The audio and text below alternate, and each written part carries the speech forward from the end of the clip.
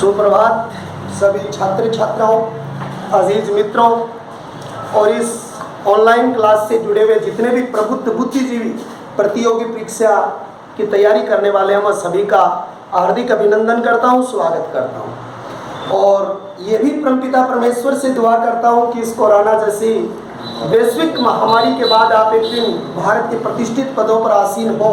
ये मेरी दुआएं भी हैं और आपको अग्रिम बधाइयाँ भी हैं और अग्रिम आपको शुभकामनाएं। देखो, अब जो टॉपिक आपका चल रहा है उस टॉपिक में कुछ ऐसे ऐतिहासिक प्रश्न मैं आपके पास भेज रहा हूँ जिन प्रश्नों में जैसे कुंभा पर प्रश्न जरूर आता है, राणा सांगा पर आता है, महाराणा प्रताप पर प्रश्न आता है, राज सिंह पर प्रश्न आता है, रावचंद्र सेन पर प्रश्न आता है। तो मैं ऐतिहासिक 20 सम्राट ऐसे हैं जिनके ऊपर क्वेश्चन आते हैं, तो वो क्वेश्चन मैं आपके पास भेज रहा हूँ। और उनमें पहला टॉपिक मैं आपके पास जो लेकर आया हूँ उस टॉपिक का नाम है महाराणा कुंभा। राजस्थान की राजपूत की परंपरा में एक कहावत प्रचलित है कि अगर एक राजपूत क्षेत्रीय ऐसे एक वीर पुरुष को जन्म दे जो या तो आगे चल के उसकी वीरता के प्रसंग इतिहास में लिखे जाएं या उस वीर नारी की कोख से पुत्र जन्म लेने वाला इतिहास के स्वर्णिम पन्नों में किसी न किसी क्षेत्र में श्रेष्ठता का रूप लिखा जाए, ऐसी एक राजपूत क्षेत्रीय औरत से एक अच्छे वंश की उम्मीद होती है। भारत के इतिहास के एक प्रतिष्ठित राजा हुए महाराणा कुंभा, और महाराणा कुंभा का शासन जो रहा है वो 1433 ईस्वी से लेकर 1468 ईस्वी तक जो शासन रहा वो महाराणा कुंभा का रहा है। ये महाराणा कुंभा का जन्म कब हुआ था? 1423 ईस्वी में हुआ था, ऐसा इतिहास में माना गया है। और महाराणा कुंभा की जो पुत्री पत्र माँ थी, उस माँ का नाम क्या था? सौभाग्य देवी परमार, यानी उसकी माता का नाम क्या था? सौभाग्य देवी परमार जो है वो उसकी माता का नाम था। इनके पिता का नाम क्या था? मोकल। और ये मोकल किसके पुत्र थे? ये मोकल किसके पुत्र थे? ये लाखा सिंह के पुत्र थे। और लाखा सिंह इतिहास में वो शासक है प्रतिष्ठित। इस लाखा सिंह ने किसकी बहन से शादी की थी? रणमल। और रणमल थे वो कहाँ के रहने वाले थे? मारवाड़ के रहने वाले थे। इस लाखा सिंह की पत्नी का नाम क्या था? हंसाबाई। लेकिन इस हंसाबाई का रिश्ता किससे होना चाहिए था? रावचूड़ा से। किससे होना चाहिए था? रावचूड़ा से होना चाहिए था। लेकिन उस समय एक अफवाह फैल गई थी कि ये रिश्ता लाखा सिंह के लिए आया है, इसलिए इस रावचूड़ा ने आजीवन रूप से विवाह न करने और राजा न बनने की शपथ ली थी। इसलिए रावचूड़ा को मेवाड़ का क्या कहा जाता है? मेवाड़ का भीष्म कहा जाता है। क्या कहा जाता है? मेवाड़ का भीष्म पितामह किसे कहते हैं, या मेवाड़ का भीष्म किसे कहते हैं? रावचूड़ा को कहते हैं। उस रावचूड़ा ने शादी भी नहीं की, शासक भी नहीं बना, लेकिन हंसाबाई की कोख से जिस पुत्र ने जन्म लिया लाखा सिंह, और हंसाबाई की जो संतान पैदा हुआ उसका नाम क्या था? मोकल। और मोकल कब से कब तक शासक रहा था? 1409 ईस्वी से लेकर 1433 ईस्वी तक भारत के इतिहास में मेवाड़ का शासक था वो कौन था? मोकल था। ये वो लाखा सिंह है जिस लाखा सिंह के काल में एक खान की खोज हुई थी और उसको आप क्या कहते हैं? जावर खान कहते हैं। यहाँ पर मैं आपको एक चीज बहुत बेहतर बताऊं, आप इसे ध्यान से देखना। ये जावर खान है जहाँ पर क्या निकलता है? शीशा प्लस जस्ता निकलता है। दूसरी चीज यहाँ पर क्या निकलती है? चांदी निकलती है। तो मेरे साथ जुड़िए, एक बार इस चीज के लिए देखिए ध्यान से। चांदी जो है एशिया महाद्वीप की सर्वाधिक चांदी जो होती है वो इसी जावर खान से निकलती है। एक बात बताऊं कि पूरे भारत में चांदी की एक भी स्वतंत्र खान नहीं है। चांदी होती है वो विद्युत की सुचालक होती है, और चांदी सर्वाधिक उपयोग होता है वो पायल बनाने में, और जो उस समय की महिलाएं जो पैरों में आभूषण पहनती थी वो पहनने के काम में आती है चांदी। और चांदी की क्या बनती है? पायल बनती है। चांदी की पायल बनाने की कला को क्या कहते हैं? तोड़िया कला कहते हैं। और यहाँ चांदी जावर खान और यहाँ पर शीशा जस्ता निकलता है। इसी लाखा सिंह के काल के अंदर अगर आपको शीशा जस्ता की डिटेल पढ़नी हो तो राजस्थान में शीशा जस्ते का एकाधिकार है। राजस्थान में सर्वाधिक शीशे जस्ते का भंडार रामपुरा अगुचा भीलवाड़ा में है। सर्वाधिक उत्खनन राजपुरा दरीबा राजसमंद में है। बुड्ढा किशोरीदास अलवर में है। और चौथ का बरवड़ा कहाँ पर? आपका सवाई माधोपुर में। चांदी जो सर्वाधिक है वो इसी जावर खान से निकलती है। इस जावर क्षेत्र में एक कंपनी स्थापित हुई थी जिसको कहते हैं हिंदुस्तान जो जिंक लिमिटेड कंपनी जो स्थापित हुई थी सन 1966 ईस्वी के अंतर्गत। उस हिंदुस्तान जिंक लिमिटेड के वर्तमान समूह के अधिकारी हैं वेदांता ग्रुप के अनिल अग्रवाल। 62% शेयर है वो अनिल अग्रवाल के हैं इसके अंतर्गत। तो ये आपको यहाँ पर है। इस लाखा सिंह और लाखा सिंह का पुत्र था मोकल, और मोकल की शादी लाखा सिंह के पुत्र मोकल थे, उस मोकल ने अपने पुत्र की शादी किससे करवाई थी? सौभाग्य देवी से। और सौभाग्य देवी का पुत्र था कौन? राणा कुंभा। लेकिन राणा कुंभा की पत्नी का नाम अगर आपसे पूछता है तो उसका नाम क्या था? सरंगाई देवी। ये राणा कुंभा की पत्नी थी। तो इस तरीके से इतिहास की सुर्खियों के कुछ क्वेश्चन, जैसे आपको पूछता है हंसाबाई कौन थी? ये मारवाड़ की राजकुमारी थी। ये किसकी पुत्री थी? रावचूड़ा की पुत्री थी। इसका रिश्ता किसके लिए आया था? रावचूड़ा के लिए आया था। लेकिन शादी किससे हुई थी इसकी? लाखा सिंह से हुई थी। मेवाड़ का भीष्म किसे कहते हैं? रावचूड़ा को कहते हैं। जावर खान का उत्खनन किसके समय हुआ? लाखा सिंह के काल में। सीसा और जस्ता सर्वाधिक कहाँ निकलता है? जावर खान के अंतर्गत निकलता है। इस लाखा सिंह ने एक झील का निर्माण भी करवाया था, और वो झील कौन सी थी? पिछोला झील बनवाई थी। कौन सी झील बनवाई थी? पिछोला झील बनवाई थी, जो एक पिछोली गांव में और एक बंजारे ने बनाई थी। बंजारा परिवार में अगर किसी का जन्म हुआ, किसी राष्ट्रीय क्रांतिकारी का, तो वो गोविंद गिरी का हुआ था, जो पिछली रीट के एग्जाम में पूछा गया प्रश्न था। और बंजारा का मुख्य कार्य क्या था? जो गोधन होता था उसका व्यवसाय करना इनका प्रमुख कार्य था। और बंजारों में जो गायों के झुंड होते थे उसको क्या कहते थे? वालद कहते थे। ये प्रश्न भी आया हुआ प्रश्न है। वालद बंजारों की गायों के झुंड थे। बंजारे ने कौन सी झील बनाई? पिछोला झील, पिछोली गांव में। ये बंजारे की छतरी पूछ ले तो बंजारे की छतरी कहाँ पर आपकी प्रसिद्ध है? तो आप लिखेंगे लालसोट और दोसा आप लिखेंगे। ये रूपरेखा आप किससे पहले पढ़ोगे? कुंभा से पहले पढ़ोगे। तो कुंभा के पिता है मोकल, मोकल के पिता है लाखा सिंह, माता है हंसाबाई, हंसाबाई रणमल की बहन थी। रणमल का संबंध कहाँ से था? मारवाड़ से था। इस लाखा सिंह की ये 3 उपलब्धियां थी। और लाखा सिंह के उत्तराधिकारी कौन बने? मोकल, जो एक योग्य शासक नहीं कहे जा सकते। और मोकल के बाद शासक कौन बने थे? महाराणा कुंभा यहाँ पर क्या बने? प्रतिष्ठित शासक बने। इसके बाद में दूसरी चीज यहाँ पर आती है, वो चीज क्या आती है? तो देखिए ये मिटा के इसके बाद में मैं अगली चीज यहाँ पर लिखूं कि कौन सी चीज आपके यहाँ पर आती है। अब महाराणा कुंभा जो है वो 1433 ईस्वी से लेकर 1468 ईस्वी तक क्या है? शासक है। अब महाराणा कुंभा जब शासक बने तो उसकी क्या समस्याएं थी वो देखिए। इनके पिता जो थे उस पिता का नाम क्या था? मोकल। और मोकल की हत्या कर दी थी। मोकल की हत्या कर दी थी किसके द्वारा? यानी 2 सौतेले भाई थे। कौन? चाचा वो मेरा।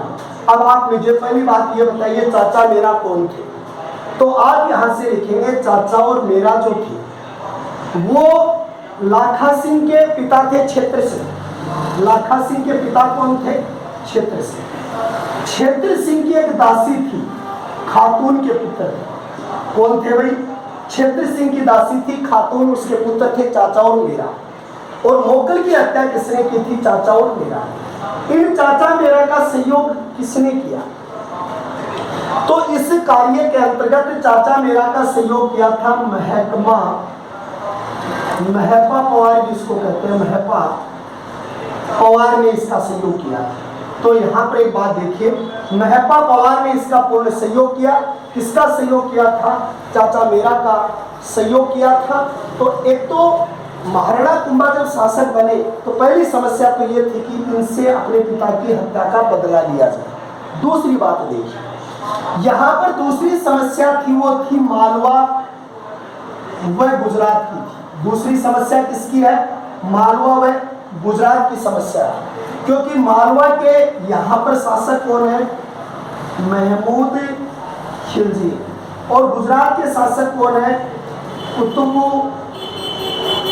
कुतुब शाह, यानी कहाँ के शासक है? गुजरात के शासक। और ये दोनों ही मेवाड़ की सीमा की ओर धीरे धीरे विकसित हो रहे थे।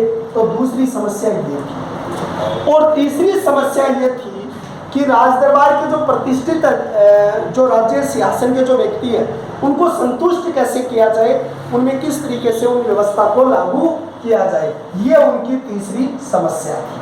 तो दो समस्याएं मैंने बोर्ड पे लिखी हैं, तो इसके बाद में आपकी अगली समस्या देखिए जो आपको किस तरीके से आएगी। अब देखिए, महाराणा कुंभा जब शासक बने, सबसे पहले उसने चाचा और मेरा और महकमा पवार का दमन कर, लेकिन इन्होंने कहाँ शरण पाली थी? मालवा के शासक के यहाँ पर शरण प्राप्त कर ली थी, और मालवा के शासक उस समय थे महमूद खिलजी। तो राणा कुंभा व महमूद खिलजी के मध्य, इसके मध्य राणा कुंभा व महमूद खिलजी के मध्य एक युद्ध हुआ। उस युद्ध को क्या कहते हैं? सारंगपुर। ये सारंगपुर उस समय गुजरात राज्य का एक हिस्सा हुआ करता था, लेकिन सारंगपुर वर्तमान समय में जिस स्टेट में आता है उसका नाम है मध्य प्रदेश। और सारंगपुर का जो युद्ध हुआ वो युद्ध कब हुआ? 1437 ईस्वी के अंतर्गत हुआ। और 1437 ईस्वी में किसमें हुआ? महमूद खिलजी और महाराणा कुंभा के बीच युद्ध हुआ। ऐसा माना गया कि इस महमूद खिलजी ने इससे पहले 5 बार कहाँ आक्रमण कर दिया था? 5 बार मेवाड़ पर आक्रमण कर दिया था। इस झगड़े से पहले 5 बार मेवाड़ पर आक्रमण कर दिया था, लेकिन ये 5 बार जो मेवाड़ पर आक्रमण किया था ये पूर्ण रूप से उसका क्या रहा था? असफल रहा था। वो इस इरादे में कभी सफल नहीं हो पाया। दूसरी बात देखिए, इस महमूद खिलजी के काल में महमूद खिलजी ने महाराणा कुंभा के काल में एक विजय करने की कोशिश की थी, आंचलगढ़ का किला। देखो ये आंचलगढ़ अरावली पर्वत श्रृंखला की एक ऊंची चोटी है, 1380 मीटर की ऊंचाई, आप इसकी लिखते हो 1380 मीटर। इस आंचलगढ़ पर आक्रमण किया, और इस महमूद खिलजी ने क्या किया कि आंचलगढ़ के अंतर्गत जब आक्रमण किया था तो यहाँ पर उसे मधुमक्खियों ने घेर लिया था। किसने घेर लिया था? मधुमक्खियों ने घेर लिया था। और जब मधुमक्खियों ने उसको घेर लिया था तो उसी दिन से इस आंचलगढ़ का दूसरा नाम प्रसिद्ध हो गया, क्या? भौरा स्थल। क्या नाम प्रसिद्ध हो गया था? भौरागढ़ भी कह सकते हो, या भौरा स्थल के नाम से इसका जो प्रसिद्ध स्थल जो था वो प्रसिद्ध हो गया था। यहाँ पर आंचलगढ़ क्षेत्र पर भी आक्रमण किया, 5 असफल आक्रमण इसने किए, लेकिन महमूद खिलजी और इनके बीच में जो युद्ध हुआ वो ऐतिहासिक युद्ध रहा। वो कौन सा युद्ध रहा? सारंगपुर का युद्ध। महाराणा कुंभा ने इसी के साथ एक विजय और प्राप्त की थी। आबू के परमार शासक थे, क्योंकि आबू में शासन करने वाले जो थे वो परमार थे, और परमार शासक थे जिसका नाम था शेषी। तो आबू के परमार शासक शेषमल को पराजित किया। इसके काल में 5 बार महमूद खिलजी ने आक्रमण किए। आंचलगढ़ के ऊपर उसने आक्रमण किया, मधुमक्खियों ने घेर लिया। उसके बाद इसका नाम भौरा स्थल रखा गया था, और 1380 मीटर की ऊंचाई है ये अरावली की एक ऊंची चोटी। इन दोनों के बीच जब सारंगपुर का युद्ध हुआ 1437 ईस्वी के अंतर्गत, इसमें कौन विजेता बने? तो इस युद्ध के विजेता बने थे, वो विजेता बने थे महाराणा कुंभा विजेता बने थे। क्या कौन विजेता बने? महाराणा कुंभा इसके विजेता बने। महाराणा कुंभा की ये पहली श्रेष्ठ विजय थी, इसलिए यहाँ पर उन्होंने अपनी इस श्रेष्ठ विजय के कारण 40 से 48 के बीच 1440 टू 1448 के मध्य एक स्तंभ बनवाया। क्या बनाया उसने? स्तंभ बनवाया। और उस स्तंभ जो बनवाया था उस स्तंभ का नाम क्या था? कीर्ति स्तंभ। उसका नाम क्या था? कीर्ति स्तंभ उसका नाम था। अब इसकी डिटेल देखिए कि मैं आपको पूरी डिटेल बताता हूं कि उसकी क्या डिटेल है। कीर्ति स्तंभ की डिटेल आप देखिए तो इसमें आप एक शब्द लिखेंगे, कीर्ति स्तंभ भी इसको कहते हैं। दूसरा शब्द आप इसको विजय स्तंभ भी कहते हैं, आप इसको विष्णु स्तंभ भी कहते हैं, आप इसको टार्जन भी कहते हैं, टार्जन भी कहते हैं। आप इसको कीर्ति स्तंभ कहते हैं, विजय स्तंभ कहते हैं, विष्णु स्तंभ कहते हैं, टार्जन कहते हैं। भारतीय मूर्ति कला का शब्दकोश कहते हैं। क्या कहते हैं? भारतीय मूर्तिकला का शब्दकोश। मूर्तिकला की कला का अजायब घर, अजायब घर कहते हैं इसको। आप क्या कहते हैं? राजस्थान पुलिस का प्रतीक चिन्ह भी इसी कीर्ति स्तंभ को माना गया। इसी स्तंभ को माध्यमिक शिक्षा बोर्ड, माध्यमिक शिक्षा बोर्ड का स्मारक के रूप में आपकी 10वीं और कक्षा 12 की मार्कशीट में जो यानी आते हैं उसे राजस्थान पुलिस का प्रतीक चिन्ह माना गया है, माध्यमिक शिक्षा बोर्ड का स्मारक माना गया, भारतीय मूर्तिकला का शब्दकोश, मूर्तिकला का अजायब घर, कीर्ति स्तंभ, विजय स्तंभ, विष्णु स्तंभ और टार्जन। एक शब्द और आता है इसका, विक्ट्री टॉवर से इसकी तुलना की गई है। राजस्थान का विक्ट्री टॉवर इसे कहते हैं। विष्णु स्तंभ क्यों कहते हैं? इसके सामने किसका मंदिर है? विष्णु भगवान का मंदिर है। लेकिन यहाँ के सारे शासक शैव संप्रदाय को मानने वाले थे, इसलिए शैव संप्रदाय को मानने होने के कारण यहाँ से ज्यादातर मंदिर भगवान शिव को समर्पित है। लेकिन ये विष्णु मंदिर था, इसलिए एक विद्वान है जिसका नाम है उपेंद्र नाथ डे। उस उपेंद्र नाथ डे ने इसे विष्णु स्तंभ के नाम से स्वीकार। अगली चीज ये आती है कि ये जो कीर्ति स्तंभ है इसके वास्तुकार कौन है? आप ध्यान से मेरे साथ जुड़िए, केवल कंपटीशन की बातें मैं आपसे करूंगा। वास्तुकार कौन है? तो जेता, पुंजा और नापा, ये इसके क्या थे? वास्तुकार। कीर्ति स्तंभ की सीढ़ियां कितनी है या उसको कितनी सीढ़ियां है? तो इसमें 157 सीढ़ियां इसके अंतर्गत लगी हुई। कितनी मंजिल का है? तो 9 मंजिल, यानी जो आपकी आती है 57 सीढ़ियां हैं और 9 मंजिल का है और 122 फुट लंबाई। 122 फुट क्या है? लंबाई है इसकी। ऊंचाई कह सकते हो आप, लंबा है, ऊंचा 122 फुट 9 मंजिल। ऐसा कहा जाता है कि ये जो कीर्ति स्तंभ है उसकी तीसरी मंजिल, एक बात ध्यान से देखना, तीसरी मंजिल जो है उस तीसरी मंजिल में 9 बार अल्लाह लिखा हुआ है। 9 बार क्या लिखा हुआ है? अल्लाह लिखा हुआ है। अब क्यों लिखा हुआ है ये भी साथ ही देख लो।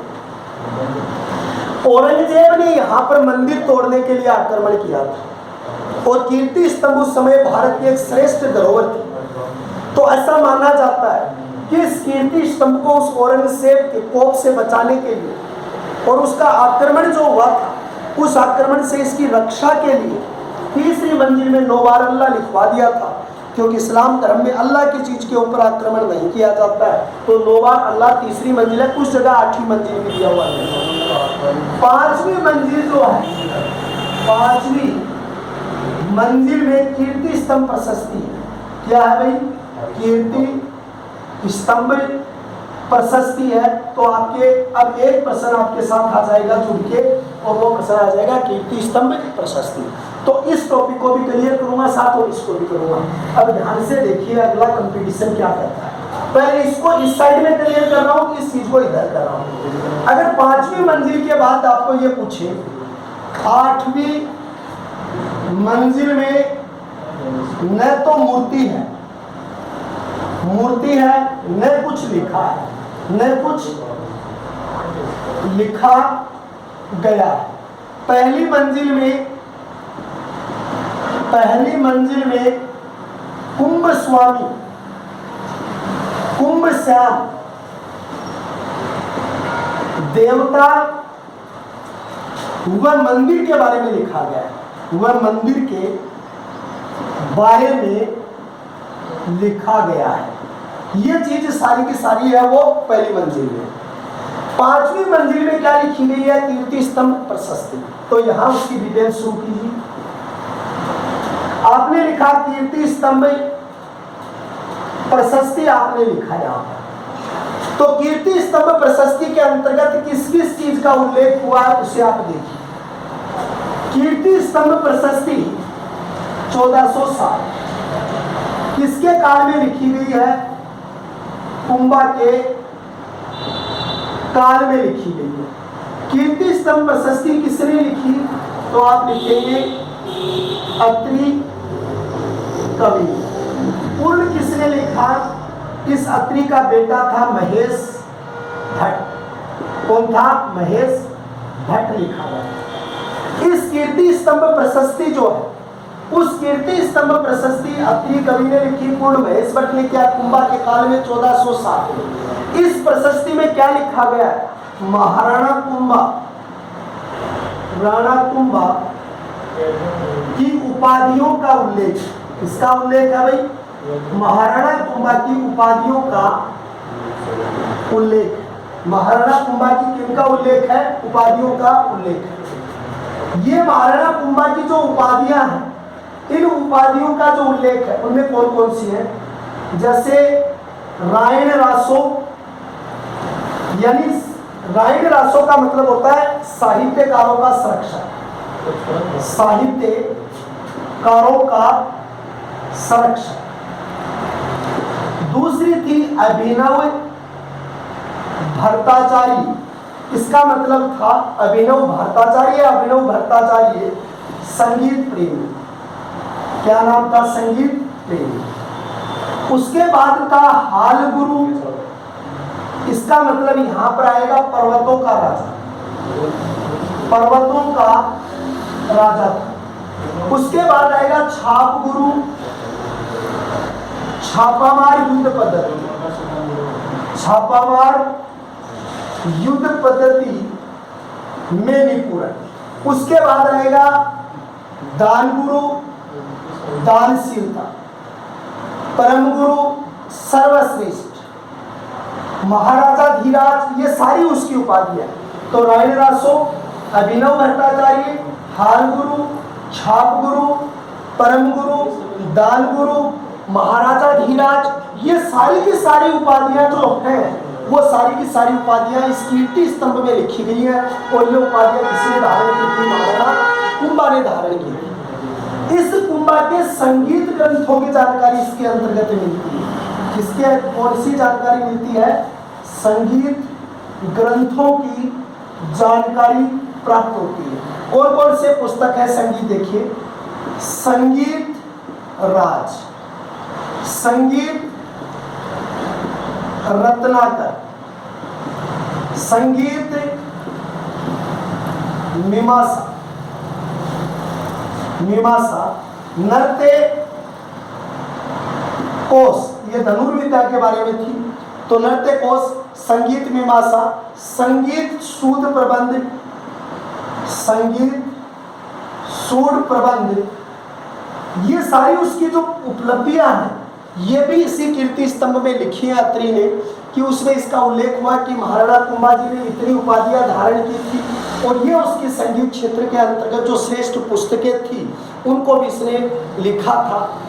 एक महाराणा कुंभा की और पुस्तक भी आती है, जैसे एकलिंगी महात्म्य। ये एकलिंगी महात्म्य जो है, ये एकलिंग भगवान शिव का नाम है।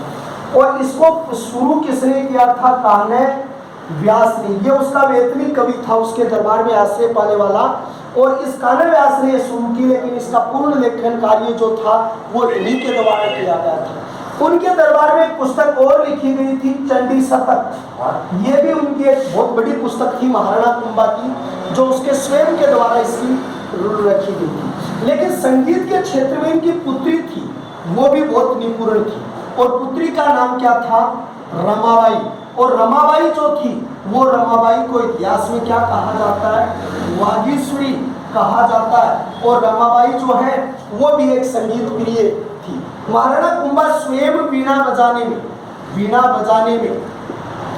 में निपुण थे। क्या थे? निपुण थे। और ये जो उपलब्धियां हैं, ये उपलब्धियां हमें किससे प्राप्त होती है? हमारी कीर्ति स्तंभ प्रशस्ति से। इस कीर्ति स्तंभ प्रशस्ति की भाषा क्या है? तो इसकी भाषा आप क्या रखोगे? संस्कृत रखोगे। संस्कृत भाषा इसकी है, चंपू शैली भी है, कुछ पद भी यहाँ पर लिखे गए।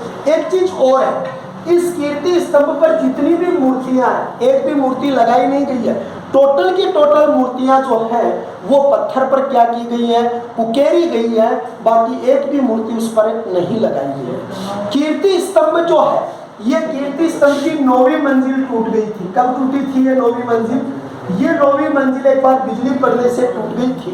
इसको आता है तो 1854 तो ईस्वी आती है और 1911 विक्रम संवत आती है। तो उस विक्रम संवत को टूट गई थी, जिसका जीर्णोद्धार किसने करवाया था? स्वरूप सिंह नाम के जो व्यक्ति है, उस स्वरूप सिंह नाम के व्यक्ति ने इसका निर्माण करवाया। दूसरी चीज यहाँ पर देखिए, और वो चीज क्या आती है महाराणा कुंभा के बारे में, कि महाराणा कुंभा ने एक तो एक कीर्ति स्तंभ प्रशस्ति लिखवाई। अब कीर्ति स्तंभ 2 है। एक बात ये देखो, एक 12वीं सदी का भी है, कीर्ति स्तंभ 2 है। अगर आपको कीर्ति स्तंभ दूसरा पूछ ले, जैसे पटवारी की एग्जाम 2013 में हुई थी, उस पटवारी के एग्जाम को मद्देनजर रखा जाए तो उसमें क्या पूछी जाती है? ये कीर्ति स्तंभ दूसरा जो है वो 12वीं सदी का, उसी चित्तौड़गढ़ में। इसकी मंजिल कितनी है? 7 मंजिल है। ये कितना लंबा है? 75 फुट लंबा है। और इस कीर्ति स्तंभ का निर्माण, जो इस पर प्रशस्ति लिखाई है, वो जैन व्यापारी जिजाक, उस जिजाक ने इसको लिखवाया। और ये कीर्ति स्तंभ जो है, उस कीर्ति स्तंभ में क्या लिखा गया है? हमीर सिसोदिया की उपलब्धियां लिखी गई है।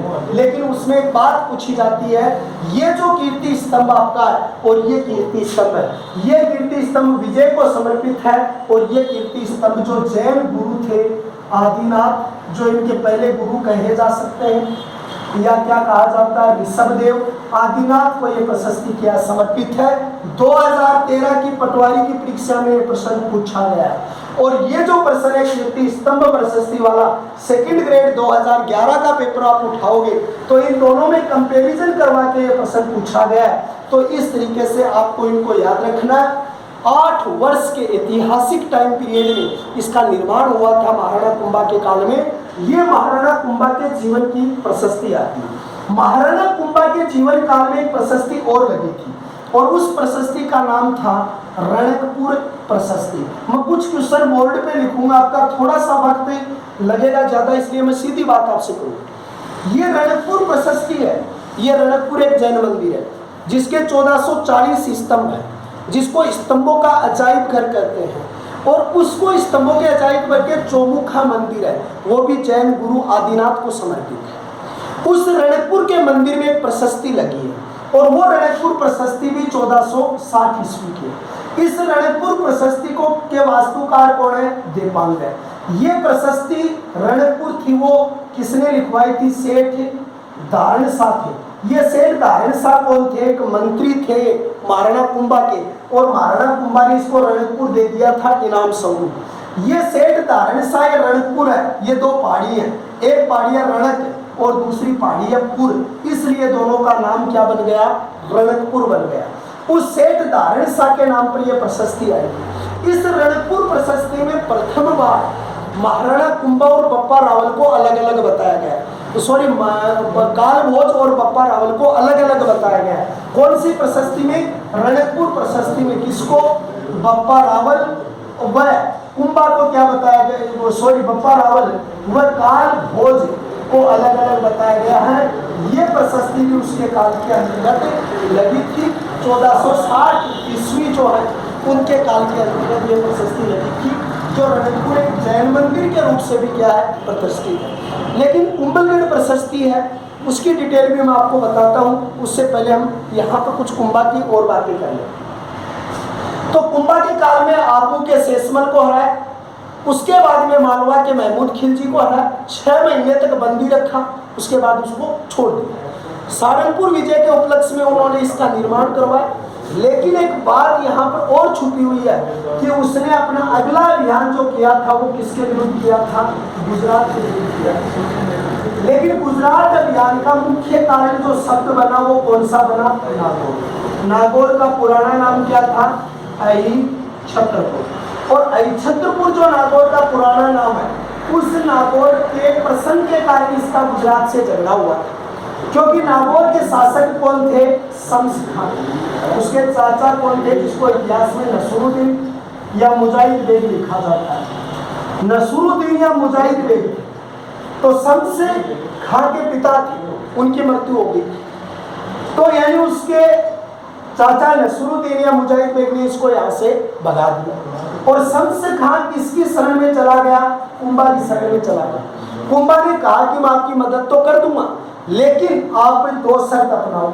एक तो आप नागौर किले की किलेबंदी नहीं करोगे, नागौर की किलेबंदी नहीं करोगे, एक बात, और एक आप गो हत्या नहीं करोगे। ये 2 बातें तय हो गई।